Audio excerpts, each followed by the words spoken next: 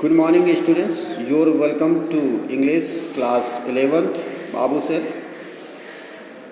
Hornbill and snapshots यहाँ पर आप देख रहे होंगे।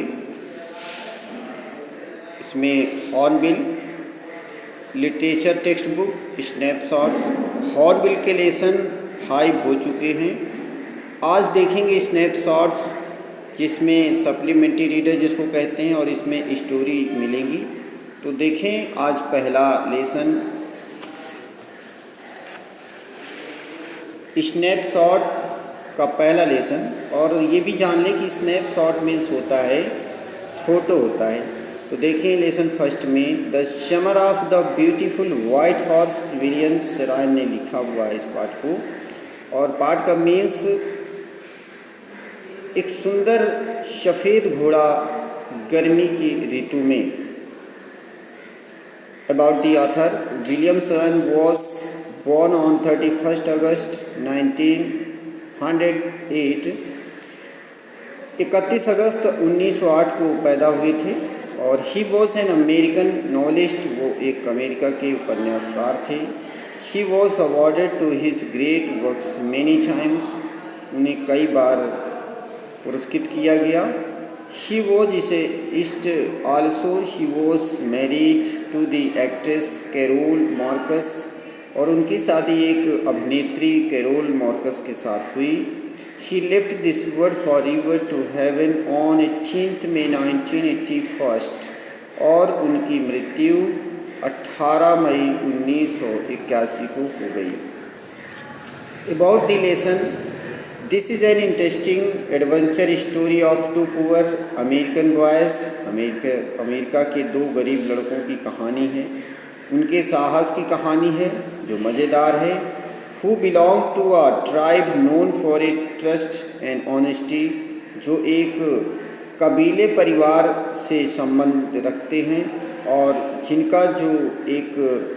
जिनकी पहचान है वह एक ट्रस्ट और ऑनेस्टी, विश्वास और ईमानदारी के लिए जाना जाता है।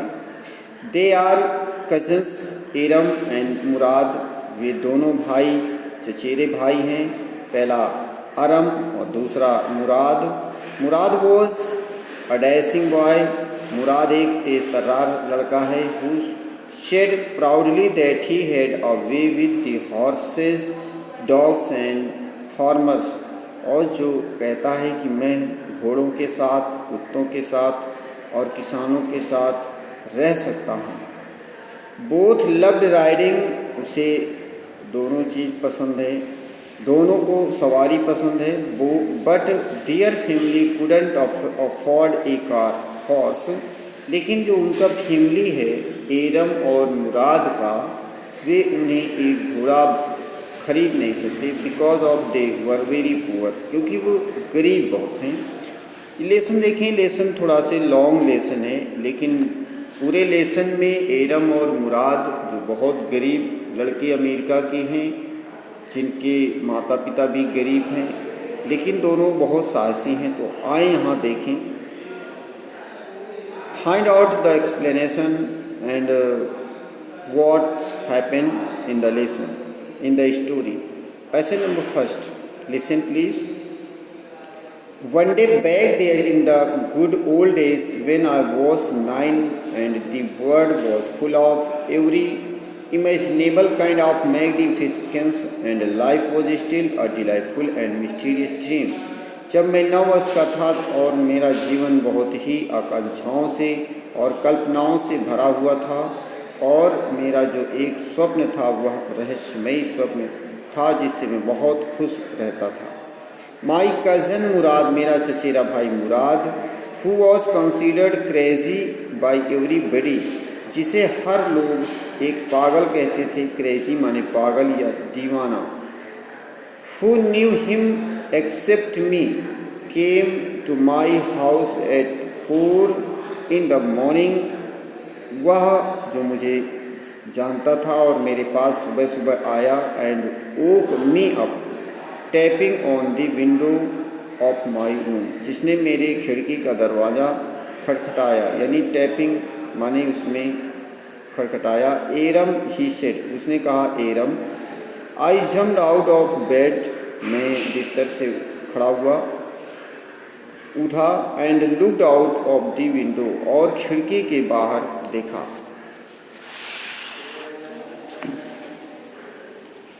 आई couldn't believe what I saw, मैं क्या देख रहा हूँ इस पर मुझे विश्वास नहीं हो रहा था।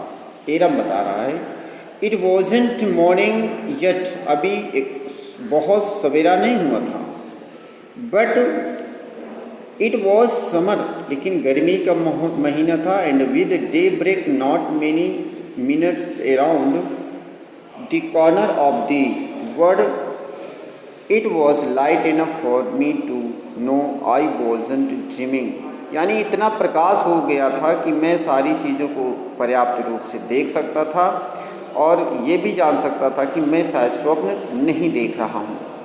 My cousin Murad was sitting on a beautiful white horse, मेरा जो चचेरा भाई था मुराद, वह एक सुंदर सफ़ेद घोड़े में बैठा हुआ था। I stuck my head out of the window and rubbed my eyes, मैं अपने सिर को उठाया और खिड़की के बाहर मैंने देखा और अपनी आंखों को मैंने रगड़ा। यस, हाँ, ही सेड इन आर्मेनियन, वह आर्मेनियन भाषा में कहा, इट इज़ ए हॉर्स, ये घोड़ा है, यू आर नॉट ड्रीमिंग, तुम स्वप्न नहीं देख रहे हो, make it quick of you want to ride,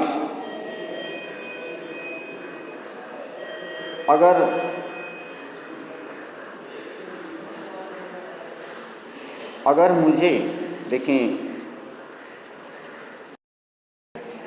make it quick if you want to ride, अगर सवारी का आनंद लेना चाहते हो तो जल्दी कीजिए। पैसेज नंबर 2 देखें, I knew my cousin Murad enjoying being alive more than anybody else who had ever fallen into the world by mistake, but this was more than even I could believe। देखें, in the first place my earliest memories had been memories of horses, and my first longings had been longings to ride। मैं जानता था कि मेरा भाई मुराद किसी भी अन्य व्यक्ति की अपेक्षा जीवित रहने का आनंद और किसी से भी अधिक ले सकता था। मैं और ऐसे व्यक्ति जो संसार में गलती से अटपके हैं, पर इस समय का जो दृश्य वो अविश्वसनीय था। देखिए, in the this was the wonderful part, यह एक आश्चर्यजनक स्थान था। In the second place we were poor, पहली बात, और जो सेकेंड बात थी वो हम गरीब थे। This was the part that wouldn't permit me to believe what I saw, यानी पहली बात तो मेरी सबसे पुरानी स्मृतियाँ घोड़ों से जुड़ी हुई थी और मेरी पहली तमन्ना भी घोड़े की सवारी करनी थी। यह एक विस्मयकारी थी, लेकिन हम लोग गरीब थे। नहीं, this was the part of wouldn't permit me to believe what I saw, जो मैंने देखा था वो मुझे स्वीकार नहीं हो रहा था, मेरी आँखें उस पर विश्वास नहीं कर रही थी। वी वर पुअर, एक बात तो ये कि हम बहुत गरीब थे। वी हैड नो मनी, पैसा भी नहीं था। Our whole tribe was poverty stricken, हमारा पूरा जो कबीला था, ट्राइब माने कबीला, जनजाति, वो सब की सब बहुत गरीबी से गुजर रही थी। एवरी ब्रांच, हर एक शाखा पर, of the Garoghlanian family was living in the most amazing and comical poverty in the world, यानी जो कैरोलिनियन फैमिली था वो पूरी तरह से गरीबी से जूझ रहा था। Nobody could understand where we ever got money enough to keep with us with food in our bellies, किसी तरह से हम अपने पेट को भरने के लिए पैसा कमाते थे। बेलीज माने पेट। Not even the old man of the family, पूरे परिवार में से कोई भी बूढ़ा व्यक्ति ऐसा नहीं कर पाता था। मोस्ट इम्पोर्टेंट ऑफ ऑल, हमें से सबसे महत्वपूर्ण बात यह है कि दो यद्यपि we were famous for our honesty, यद्यपि हम ईमानदारी के लिए फेमस थे, प्रसिद्ध थे। We had been famous for our honesty for something like 11 centuries. हम 11वीं शताब्दी से अपनी ईमानदारी के लिए बहुत फेमस थे। Even when we had been the wealthiest family in what we liked to think was the world। यद्यपि हम लोग संसार में एक पहले जब धनी परिवार हमारा हुआ करता था तब भी हम ईमानदारी पसंद किया करते थे। We were proud first, honest next. सबसे पहले हमें ईमानदारी पर गर्व था। And after that we believed in right and wrong. और इसके बाद हमें विश्वास पर प्राउड था कि क्या सही है और क्या गलत है। नन ऑफ अस, हम में से कोई भी, would take advantage of anybody in the world let alone steal. यानी हम में से कोई भी उस चीज़ का आनंद नहीं लेना चाहता था। हम में से कोई भी व्यक्ति किसी से भी लाभ उठाने की चेष्टा नहीं करता था, यहाँ तक कि हम लोग चोरी करने की तो बहुत दूर की बात थी। पैसे नंबर 3 देखें। Consequently even though I could see the horse so magnificent, even though I could smell it so lovely enough, though I could hear it breathing so exciting, I couldn't believe the horse had anything to do with my cousin Murad or with me or with any of the other members of our family, asleep or awake, because I knew my cousin Murad could have bought the horse, and if he couldn't have bought it, he must have stolen it, and I refused to believe he had stolen।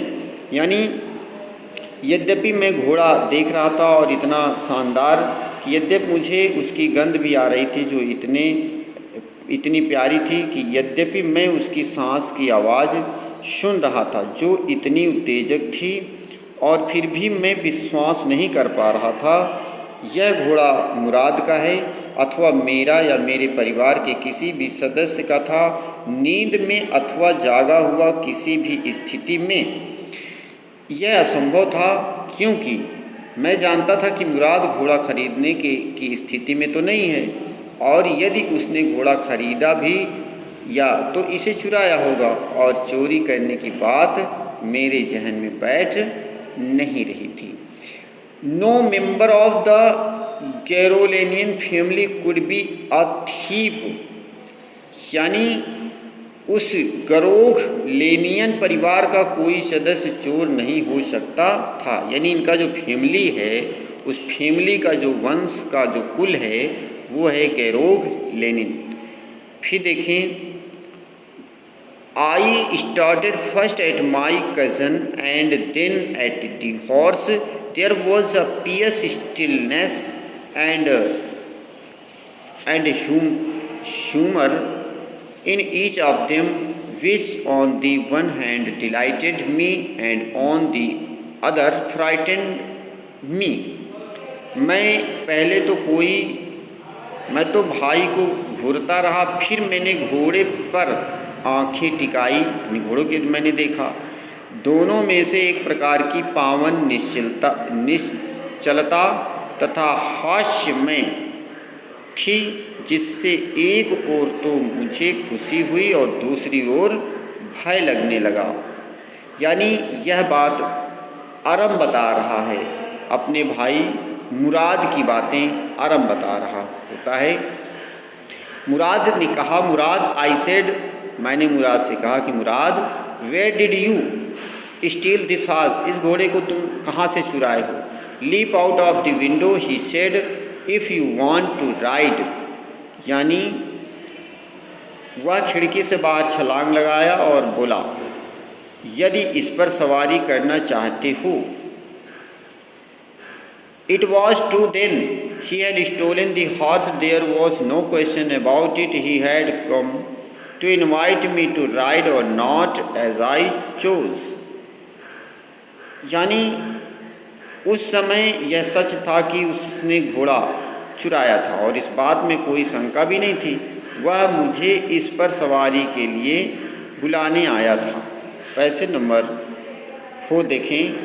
Well, it seemed me to stealing a horse for a ride was not the same thing as stealing something else such as money. For all I knew, maybe it wasn't stealing at all if you were crazy about horses the way my cousin Murad and I were. It wasn't stealing. It wouldn't become stealing until we offered to sell the horse, which of course I knew we would never do.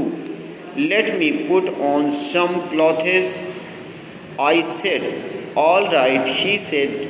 But hurry, I leapt into my clothes. I jumped down to the yard from the window and leapt up onto the horse behind my cousin Murad. यानी खैर, well का मतलब खैर।